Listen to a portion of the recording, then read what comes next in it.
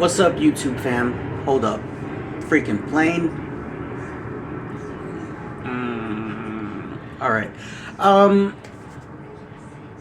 so, as you can tell by the title of the video, I'm going to be talking about the ganja and some biru. The beer and weed. Alright, guys. Let's be honest. If you smoke and you drink, smoking and drinking is not something you do and then go work out, or then go make money, or then go on, something, like some sort of activity. Usually, people will smoke and they'll think that it's going to spark creativity, but what ends up happening is you just turn on Netflix and watch a Little Sheldon for like 4 episodes straight. Um, um, there's no way around it. Uh, Weed can be awesome. Beer is definitely awesome, but ultimately, it's keeping you away from what your goal is. It's ultimately stopping you from achieving the things you want to achieve. Now, if you smoke and then work out and do this and do that and you're super active, awesome, bro. Congratulations for you. But not everyone's like that. Not everyone's like that. Most people are going to hit the indica and then hit the freaking hay and take a nap. And I want to, there are some things about bud that are a little dangerous, but most people don't have to worry about that.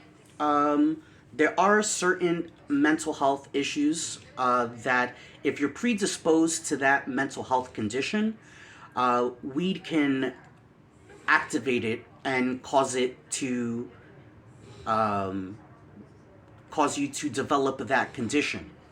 And I'm sure that over the years, if you're a smoker, you've definitely met a couple of potheads that seem a little loopy, and that's probably why. The reality is that you shouldn't look. I'm not saying to stop. The whole point of this video is not to make you never smoke weed or never drink a beer. I'm actually going to talk about what I think about that. The point of this video is to let you know that if you're really about making changes in your life and making more money, getting the physique you've always wanted, becoming stronger, becoming more agile and vibrant, and being able to do things with your life, you can't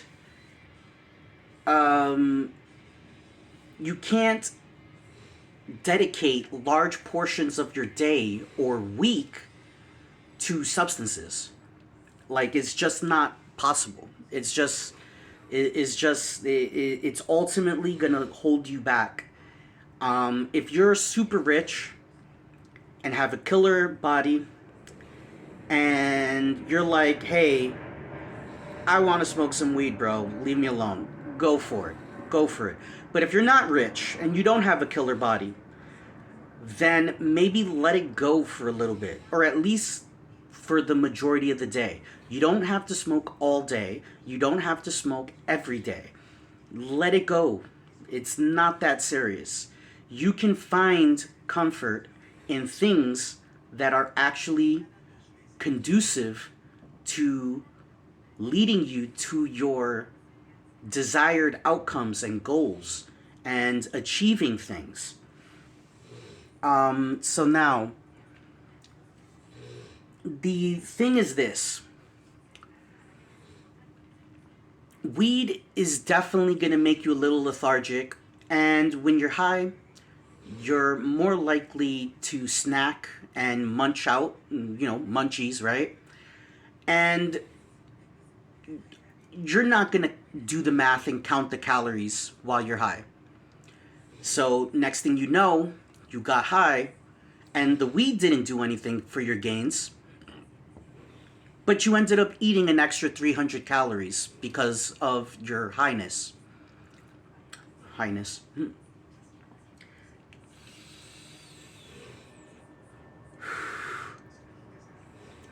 I used to smoke a lot, but I've come to the realization that I need to be comfortable with being sober. Sober should be the majority of my life. If one day I decide to smoke, that's fine. But I doubt I'm going to, because I realize that I've wasted so much time on it and it never brought me anything. It's supposedly good for stress and anxiety and this and that, but ultimately the anxiety comes back. You have to smoke more. Maybe you get, a shitty bag of bud, and oh, this isn't strong enough, I have to smoke double the amount now. And then you build this dependence, your tolerance goes up, you have to smoke more. Next thing you know, you're spending, maybe $30 to $60 a day just on smoking. And cigarettes is a whole nother problem, but cigarettes is just way, way worse because it's all of the bad and absolutely no good. So I'm not even going to talk about that. But when it comes to smoking weed, like, it's expensive. $30 for one day's worth of smoke. Like how much money are you making that you're spending this much? Now, if you're in a state that it's legal and this is a part of your career, all right, I get it. You probably have hundreds of pounds lying around and you're like, why wouldn't I smoke it? But even then, why not stop smoking it and just, like, if you're in a legal state and you're a distributor, stop smoking it and sell it and make money rather than wasting it all on your lungs. So ultimately, I feel that weed doesn't have that many benefits that you can't find from somewhere else. If you have anxiety, there is one thing that I've been interested in, which is a peptide called Slank. But I believe they put it in the list of peptides that are now banned. So I'm not sure what's going on with that. But I've heard some good things about it. And I heard that it's good for anxiety. It helps. And it also works as a nootropic, where it gives you better memory rather than weed, which gives you worse memory. Slank gives you better memory. Gives you better cognitive function, relaxes you, and helps with manage anxiety, and so on. So I think that there are other ways to go with. Let me see what else. I have this stuff right here. Let me see if I can, so that you can read it. Oh, it's backwards in the camera. It's called Gamma. If you see that, GABA. And this stuff works pretty good to help manage anxiety and stress. And another thing that I've been using for the same thing is L-theanine. So this is right here, L-theanine.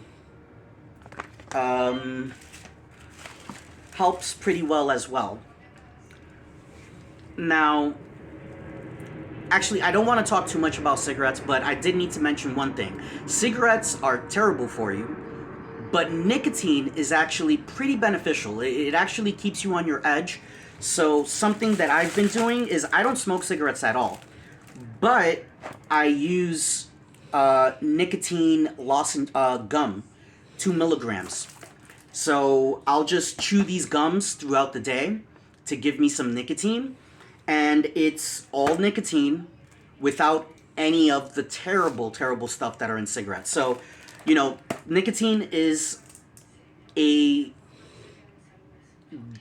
I don't want to say good, but it is a nootropic. It is good for the mind and keeping you alert and more agile mentally. So, cigarettes bad, nicotine not as bad. Now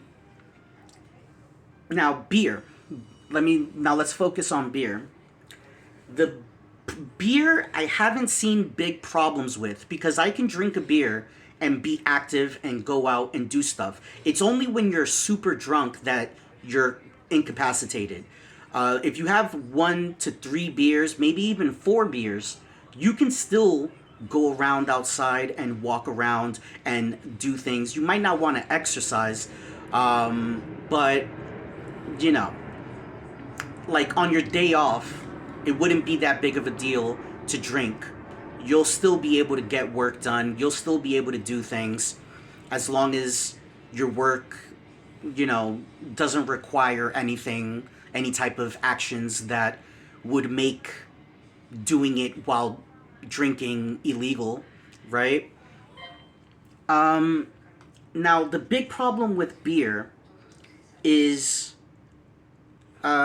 cheap beer has a low amount of alcohol and a lot of carbs, a lot of calories. So if you get a super cheap can of beer, like a big tall boy, that's probably $1.50, $2 max. That's 24 ounces of beer. Now, first of all, when you drink that, you're going to become bloated as hell. You're getting about, I think, 200 grams of carbohydrates in that one beer.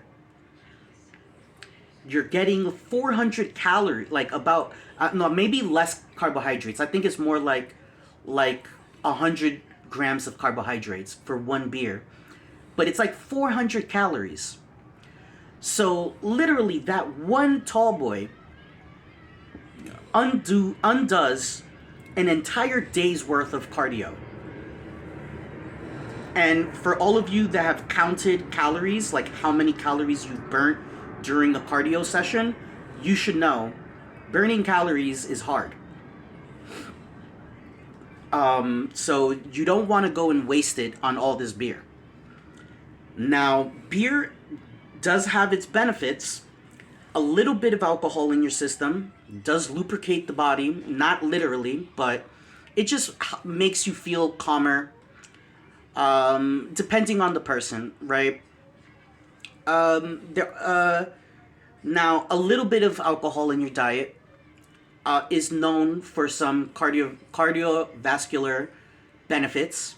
Usually it's said to be red wine that has those benefits, but I would assume that that when they say this, it would depend what they mean by the red wine, because are the cardiovascular benefits coming from the alcohol or from the antioxidants? Because if it's coming from the antioxidants, then you don't need the red wine. You would be better off drinking the grapes that it was made from, right? If it's the antioxidants, right? So I'm assuming that it's the alcohol itself that is beneficial, meaning that one beer would be beneficial.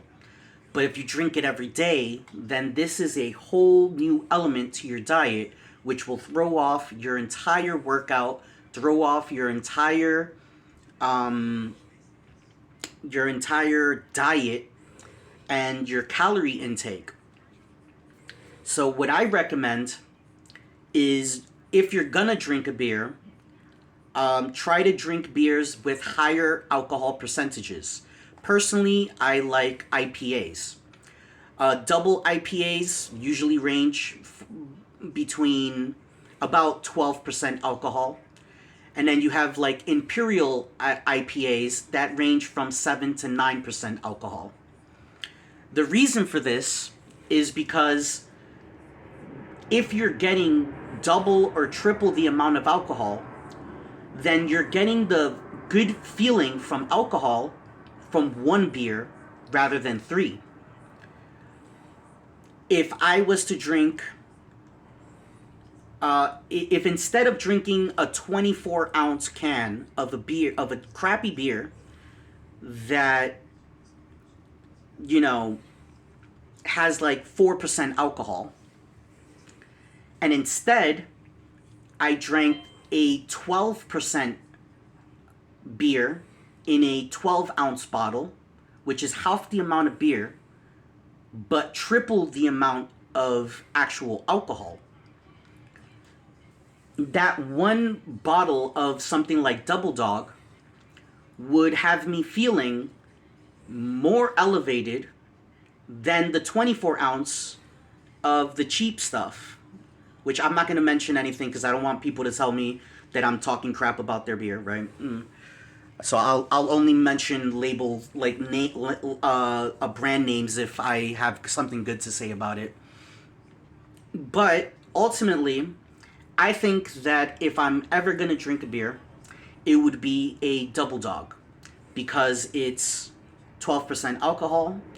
One thing about Double Dogs that it's very bitter, so some people might not like it, but I believe that it tastes awesome. And it is really good when you pair it with meats like steak. So I ultimately, but the main thing to take away from this is that I went from drinking one to two tall boys a day to drinking one Double Dog a week. So instead of 800 calories a day from beer, now I only get 300 calories from beer once a week. Obviously, that's going to have a lot of effects on my diet, on my health, and on my weight loss journey.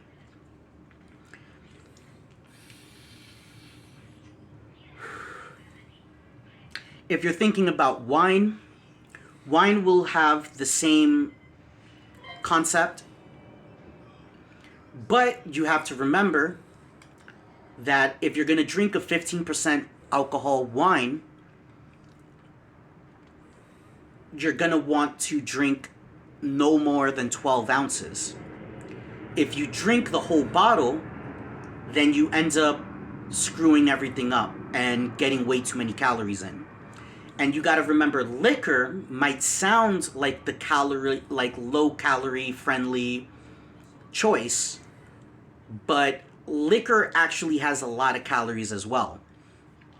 One shot of liquor, regardless of the type, they vary, some more than others, but even if you take the clearest, like a tequila, right? Like a clear tequila, one shot is like 50 calories. And if you're like, if you're like what I used to be like, where I would drink, if I was to drink tequila, 4 shots is just getting started. Like 8 shots is like, all right, I'm feeling good now. And if I'm drinking with friends, we're talking closer to like 24 shots, like a whole bottle. 8 shots is 400 calories. Just because there's a much higher amount of alcohol doesn't mean that there's less calories. Ultimately, I'm not against getting drunk. The problem is the calories. Yeah.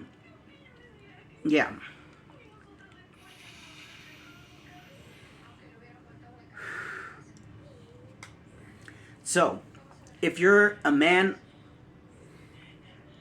in your mid-30s or older, if you're trying to lose weight, first thing you got to do is cut out the substances. And remember, just because a substance makes you more active doesn't make it better. So I'm not going to go into what those substances are, because that's not what my channel's about, but you can take a wild guess. So when I say cut out the substances, I'm not just talking about beer and weed. I'm talking about all the substances. Unless it is a drug that is prescribed to you and is going to benefit you, either because of a health condition or because of, desired goals, like TRT. Technically, TRT is a substance, but TRT doesn't mess up my work. It is positive for my workouts. It's positive for my weight loss journey. It's positive for my mental clarity and cognitive abilities. It's positive on almost everything that I'm trying to do. Ultimately, TRT, testosterone replacement, is checking all the markers that is going to help me in achieving what I want to achieve. So, for instance, if you're very overweight and you're trying to lose weight quicker than usual, there are good medications that can be prescribed. They're expensive, but they can be prescribed to you. And like Ozempic, or that other one, Malungo, I don't know. There's Ozempic, and then there's the other drug that's like Ozempic, but it's newer and it works a little bit better.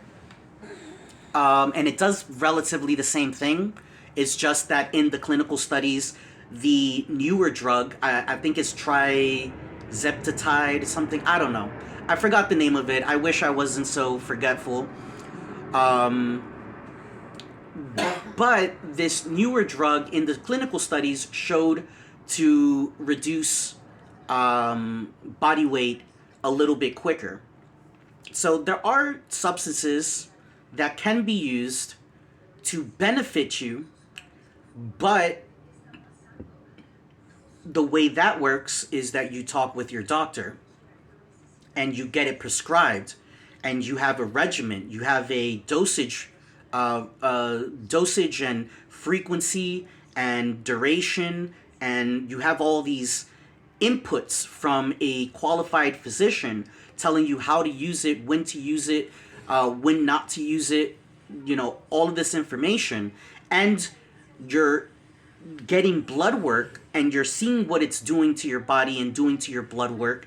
And if something's wrong, they can get you off of it. And if everything is going great, they can keep you on it, right? So there's substances aren't the bad guy. It's just what are you trying to accomplish?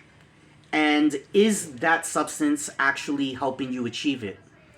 You can talk to me until your face is blue telling me that cocaine is going to make you lose so much weight. Ultimately, being cracked out is not a good thing. And I doubt you're going to be able to perform at your peak if you're all cracked out on cocaine. Or what's that shit? What's that thing that ADHD people take? Ritalin, and I forgot the other one, but you know what I'm talking about. Just taking random drugs, especially if they're from the street, this is not the way to go. So final thoughts: substances aren't bad, but ultimately weed and beer are going to screw up your gains, screw up your weight loss journey, screw up your motivation, screw up your work ethic, screw up so many things that it's ultimately not worth it. If you smoke a joint once a month with your buddies because you were all together and you're gonna just fuck around that day anyways, then fine. But if you make it a habit where you're smoking every single day, multiple times a day, it's going to hinder you and slow you down and stop you from achieving your goals. And the same goes for beer. But beer, I'm a little more laxed on, because the big problem with beer is completely dose dependent. One joint can have you out for the rest of the day, but one beer is not going to do that. you would need at least 2 or 3 beers to get drunk. So one beer, like I think legally you're still allowed to drive after one beer. So, you know, if you can still drive, then you're still sharp enough to do things. So beer is not that bad. The real pitfall of beer is the calories and the carbohydrates and the sugars. And remember, hops are estrogenic. So a lot of hops in your system is going to mean higher estrogen. And estrogen isn't bad. You still need higher levels of estrogen to get good gains. But too much will give you gynecomastia. So you got to watch out for that kind of stuff. I've never seen someone get gyno from beer alone. But why bother trying to find out, you know, drink 15 beers in a day to see if you grow boobs? Not really what I'm into. All right, guys. I'm gonna leave it here. This video is long as crap. All right. Peace out. Be safe. Believe in yourself. Do everything you need to do to become the person you need to become, to achieve the things you need to achieve, so that you can reach your goals and actually do something with your life. And if you do it now and you start changing gradually every single day, 5 years from now, you will appreciate what you did. Have a good night, guys.